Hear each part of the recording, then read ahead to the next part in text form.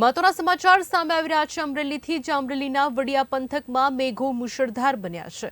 વડિયાના સૂર્યપ્રતાપગઢ ગામે કહી શકાય કે રાતુડી નદીમાં આવ્યું છે ઘોડાપુર। રાતુડી નદીમાં 52 આવેલા ચેકડેમમાં પડ્યું છે ગાબડું। 1 કલાકમાં 2 ઇંચ જેટલો વરસાદ હાલ તો ખાબક્યો છે। રાતુડી નદીમાં ગત વર્ષે એક ચેકડેમમાં ગાબડું પડ્યું હતું। આ વર્ષે બીજા ચેકડેમમાં પડ્યું છે ગાબડું। સ્થાનિક ખેડૂતે વિડીયો બનાવીને ચેકડેમ તૂટ્યાનો દુઃખ વ્યક્ત કર્યું છે।